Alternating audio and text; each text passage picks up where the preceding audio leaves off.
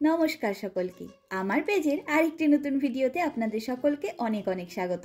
আমি প্রিয়াঙ্কি চলে এলাম আমার জীবনের আরেকটি নতুন দিনের অভিজ্ঞতার গল্প আপনাদের সাথে ভাগ করে নিতে। আজকে 16ই ফেব্রুয়ারি রবিবারের সকাল। সবার আগেই বলি, আমি আজকে দুদিনের ভিডিও মার্চ করে পোস্ট করলাম। আর এখন সকাল 11টা মতন বাজে। সৌভিক ব্রেড আর পিনাট বাটার খেয়েছে, আর আমি ঘরে বানানো ভ্যালেন্টাইন্স ডে স্পেশাল কেক আর গ্রিন অ্যাপেল জুস দিয়ে ব্রেকফাস্ট করব। আজকের দিনের বিশেষ ব্যাপার হলো আজকের লাঞ্চটা সৌভিক রেডি করবে। কালকে আমরা বিরিয়ানি খেয়েছি, একবারে 2 বেলার জন্যই বানিয়ে রেখেছিলাম।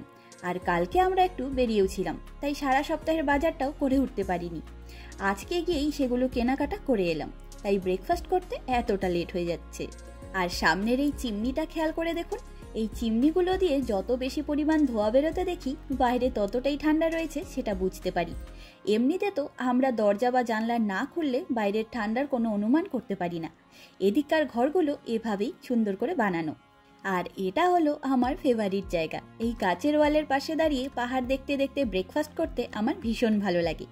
যদিও শীতের দিনগুলিতে সামনের পাহাড়গুলিকে রোজ দেখতে পারি না, কখনো মেঘ কখনো কুয়াশা দিয়ে ঢেকে থাকে।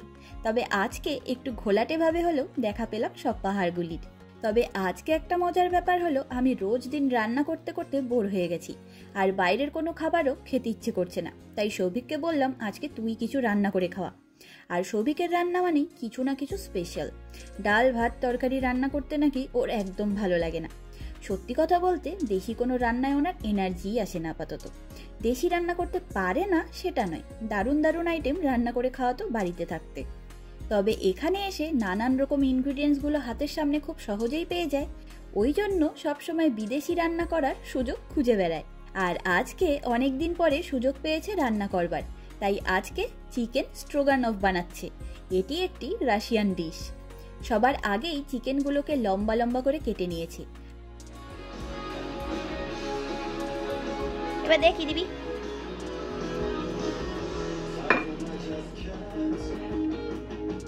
হাত দি, হাতে ছিটবে তো।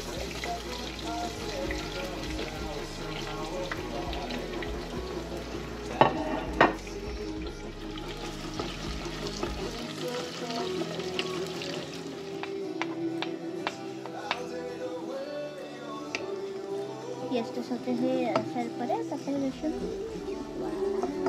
এখন মাশরুমটা দিব দাঁড়িয়ে। ওকে। আর তারপর শুধু সাদা তেলে ভালো করে ভেজে তুলে নিয়েছে চিকেনগুলোকে। চিকেন ভাজা তেলের মধ্যেই পেঁয়াজগুলো হালকা সতে করে নিয়ে রসুন আর মাশরুমের টুকরোগুলো অ্যাড করে নিয়েছে। তেলে রসুন ভাজার গন্ধটা আমার যে কি ভালো লাগে সে কি আর বলবো।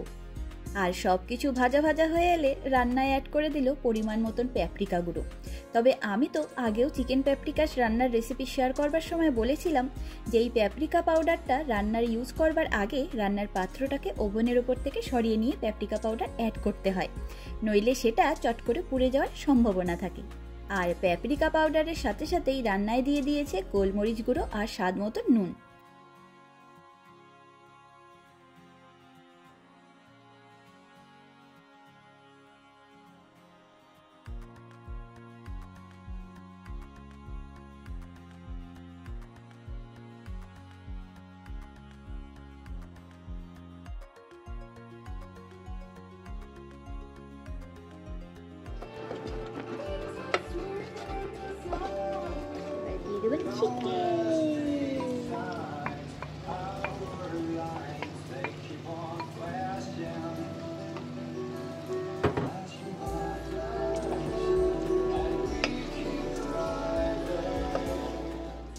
চিকেনটা ভালো করে মশলার সাথে মিশিয়ে নিয়ে দিয়ে দিয়েছে 1 কফি মাগ উষ্ণ গরম জল, আর জলটা ফুটে উঠলে অ্যাড করে দিচ্ছি আগে থেকে বানিয়ে রাখা সসটা।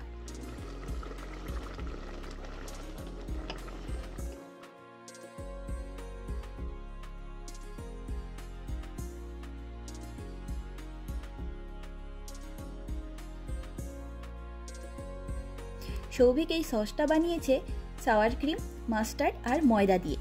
আর সব কিছু ভালোভাবে রান্না হয়ে এলে নামানোর আগে দিয়ে দিল 2 চা চামচ ড্রাই পার্সলে পাতা।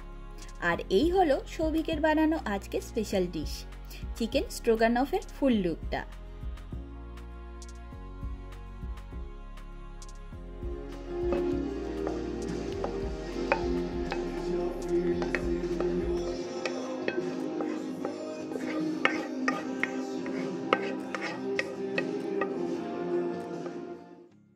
রান্নাটা কেমন হয়েছে আপনারা জানাবেন, আর আমি বলছি রান্নাটা খেতে কেমন হয়েছে। এই রান্নাটা স্প্যাগেটি দিয়েও খাওয়া যায়, আবার বাটার রাইস দিয়েও খাওয়া যায়। আমরা বাটার মাখানো রাইস দিয়েই খাচ্ছি আজকে। আর রান্নাটা দারুণ হয়েছে, যদিও আমার চোখ মুখ দেখে আপনারাও সেটা বুঝতে পেরেছেন। আর এই ভিডিওটি 26শে জানুয়ারি 2025-এর আরেকটি রবিবারের দুপুর। তখন 1-1.5 সপ্তাহ মতন ঠান্ডা একটু কম ছিল। আমি সবার আগেই বলেছিলাম আজকে আমি 2 দিনের ভিডিও মার্চ করে পোস্ট করছি। চলুন একটু ঘুরে আসা যাক।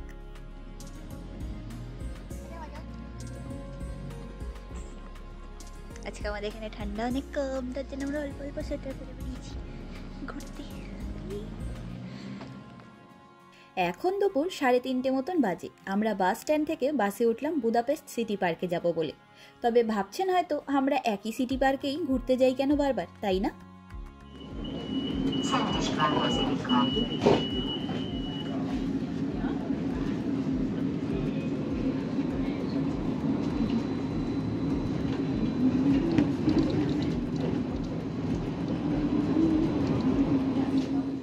আসলে বুদাপেস্ট সিটি পার্কটি ভীষণ বড় মাপের, আর তার মধ্যে অনেক কিছু রয়েছে। আজকে আমরা সিটি পার্কের অন্য আরেক দিকে যাব, আর তার মধ্যে খুব সুন্দর একটা গার্ডেন রয়েছে। হিরো স্কোয়ার সহ পরপর 2টো মিউজিয়াম বিল্ডিং আমি আগেও বেশ কয়েকবার কভার করেছি, তাই আজকে আর সেদিকে দাঁড়ালাম না।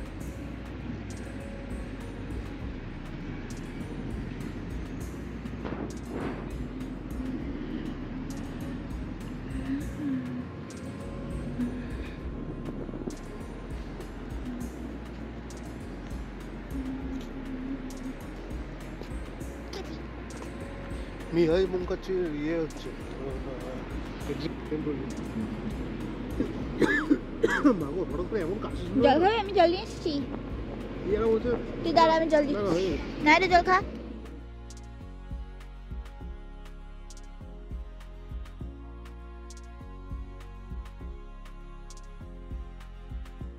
সামনের এই ইউনিক আকৃতির সম্পূর্ণ স্ট্রাকচারটি হলো বুদাপেস্টের একটি আধুনিক মিউজিয়াম, যার নাম মিউজিয়াম অফ এথনোগ্রাফি। আর এই মিউজিয়ামের পাশেই রয়েছে একটি কলতকর মিনি স্ট্যাচু। এগুলি নিয়ে আমি পরে কখনো আপনাদেরকে বিস্তারিতভাবে জানাবো।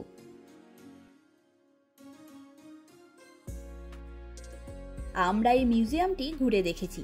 শুধু এটা কেন, বুদাপেস্টের বিশেষ বিশেষ সব মিউজিয়ামগুলি আমাদের ঘুরে দেখা শেষ। কিন্তু সেসব ভিডিও যে আমি কোন জন্মে পোস্ট করতে পারবো সে আমার জানা নেই। তবে আজকে এই মিউজিয়ামের ওপরটুকু জুড়ে অবস্থিত এক অন্যতম বিশেষ আকৃতি এবং বিশেষ দৃশ্য অনুভব করবার মতন উঁচু গার্ডেনটিকে ঘুরে দেখব আমরা। আর সামনের এই দুদিকে উঁচু মতন জায়গাগুলি সহ সামনের ফাঁকা জায়গাটা জুড়ে রয়েছে এই মিউজিয়ামটি, যদিও তার কিছুটা অংশ মাটির নিচে আর কিছুটা অংশ মাটির ওপরে অবস্থিত।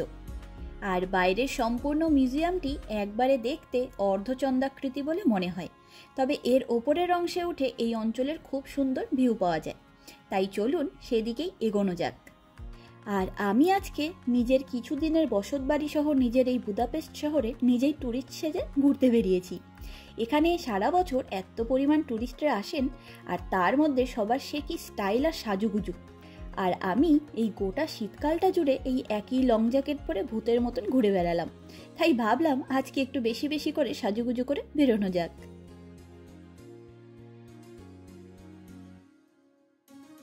আর এখানকার সিঁড়িগুলো এতটাই ছড়ানো আর উচ্চতায় একদম অল্প উচ্চতার।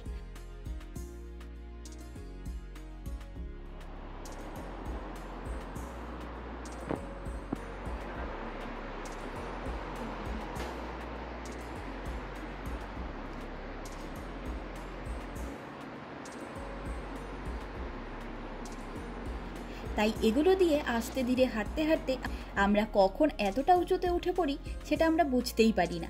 সৌভিক তো এক দৌড়ে উঠে গেছে, তবে আমি ভিডিও আর ফটো তুলতে তুলতে এগোচ্ছি বলে একটু দেরি করে চলছি।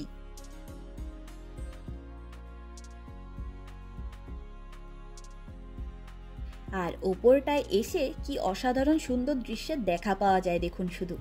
সামনের পাহাড়গুলি যেন রং তুলি দিয়ে কেউ এঁকে দিয়ে গেছে। আর ওপাশের মেঘেরা পাহাড়গুলোর কিছু কিছু অংশকে কি সুন্দর করে ঢেকে দিয়েছে, সেটার জন্যই আরও বেশি সুন্দর লাগছে দেখতে সম্পূর্ণ পাহাড়ের সারিটাকে। সত্যি বুদাপেস্ট শহরটি নিজের মধ্যে যে কত অনবদ্য সৌন্দর্য লুকিয়ে রেখেছে সে কি আর বলবো। প্রতিদিন যেন এক একটি নতুন দৃশ্যের দেখা পাওয়া যায়, আর নতুন নতুনভাবে ভালো লাগা তৈরি হয় আমাদের মনে।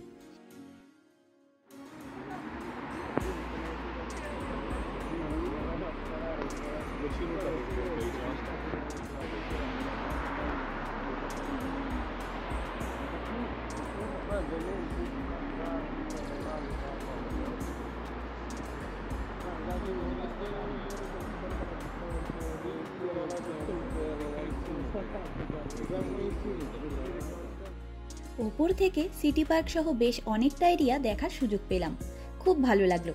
গরমের সময়টা এসব জায়গাগুলো নানা রকম ফুল গাছ দিয়ে ভরে ওঠে, তখনও আপনাদের নিয়ে আসবো এখানে। তবে চট করে সূর্য ঠাকুরও অস্ত গেলেন, কিছুক্ষণের মধ্যেই একেবারে অন্ধকার হয়ে যাবে। তাই চলুন নিচে আরেকটা ইউনিক জিনিস দেখাই আপনাদেরকে। সিটি পার্কে অবস্থিত 80% গাছই অনেক পুরনো, তাই এগুলিতে যখন পাতাদের আবির্ভাব হয় তখন এসব জায়গাগুলি স্বর্গের মতো সুন্দর লাগে দেখতে। আর এই মনুমেন্টটির নাম monument of the 1956 revolution in the city park. তবে এই জায়গাটি বেশ অন্যরকম, আর এখানে বাচ্চাগুলো এসে এই পিলারগুলোর এদিক ওদিক জুড়ে লুকোচুরি খেলতে থাকে। তাই আমরাও দুজনে কে কতটা ভেতর পর্যন্ত এগোতে পারি সেটা পরীক্ষা করে দেখছিলাম।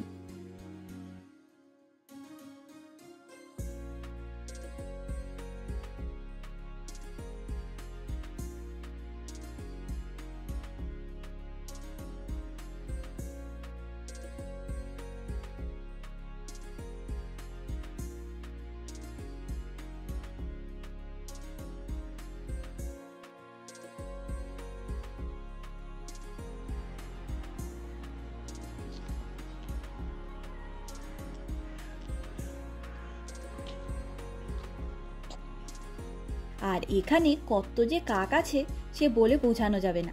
আমি কোথাও এত কাক একসাথে কখনো দেখিনি। বিকেল হলেই সম্পূর্ণ এরিয়ার কাকেরা দল বেঁধে এভাবে ঘুরতে বেরিয়ে পড়ে। তবে কাক হোক আর পায়রা হোক, আমি তো এই নীল আকাশে তাদের অবিরাম উড়ে বেড়ানো দেখতে খুব ভালোবাসি। আর লাগছেও কিন্তু দারুণ, তাই না? আর সিটি পার্কে এলে আমরা এই ভাইদা হুনিয়াত কাসেলে আসবো না সেটা হতেই পারে না।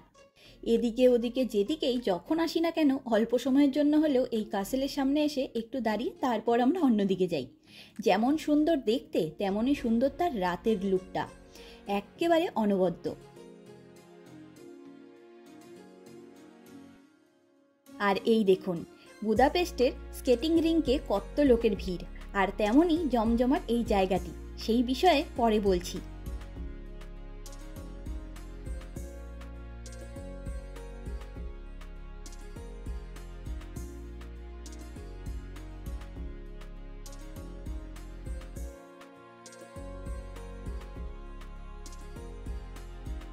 আর এটি হলো ভাইদা হুনিয়াত কাসেলের অপূর্ব সুন্দর রিফ্লেকশন।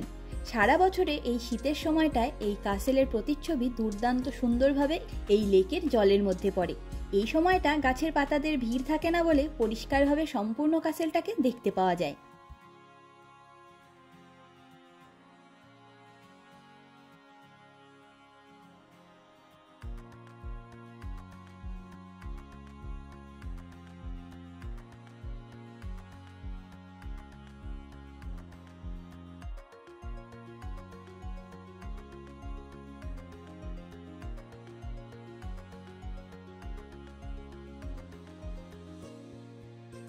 আর এই হলো বুদাপেস্ট স্কেটিং রিঙ্ক, যা সম্পূর্ণ ইউরোপের মধ্যে অন্যতম পুরনো এবং বৃহত্তম আইস স্কেটিং রিঙ্ক।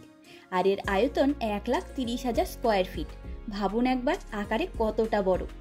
এটি তৈরি হয়েছিল 1869 খ্রিস্টাব্দে এবং এটি জনসাধারণের জন্য ওপেন করে দেওয়া হয় 1870 খ্রিস্টাব্দে। ভাবুন শুধু প্রায় 155 বছর পুরনো এই আইস স্কেটিং রিঙ্কটি। তবে গরমকালে এই সম্পূর্ণ জায়গা জুড়ে জল আটকে একটি আর্টিফিশিয়াল লেক তৈরি করা হয়, যাতে সাধারণ লোক সহ ট্যুরিস্টরা বোটিং করে থাকেন। সে অন্যরকম সৌন্দর্য। তবে এরকম এত পরিমাণ লোকের ভিড় কিংবা জমজমাট ভাবটা তখন আর থাকে না।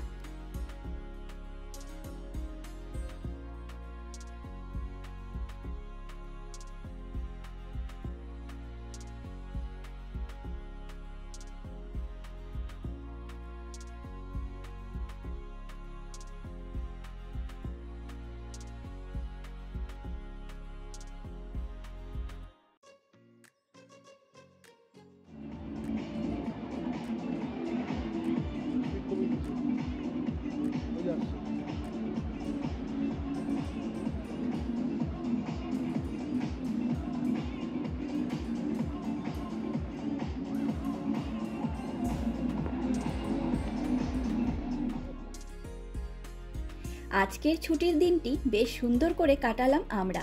এবারে ঘরে ফেরার পালা। চলুন আজ তবে গল্পের ঝুড়ি গুছিয়ে নিই। দেখা হবে, গল্প হবে পরের একটি নতুন অভিজ্ঞতার গল্প নিয়ে খুব তাড়াতাড়ি। আমার এই ভিডিওটি কেমন লাগলো লাইক কমেন্ট করে অবশ্যই জানাবেন। আর আমার চ্যানেলের ভিডিওগুলি ভালো লাগলে নিজের বন্ধু এবং আত্মীয় পরিজনের সাথে শেয়ার করবার অনুরোধ রইল। আপনাদের সহযোগিতা এবং ভালোবাসা ছাড়া এই কাজ সত্যি অসম্ভব। আজকের ভিডিওটি এখানেই শেষ করলাম। সকলে ভালো থাকবেন, সুস্থ থাকবেন, আনন্দে থাকবেন। নমস্কার।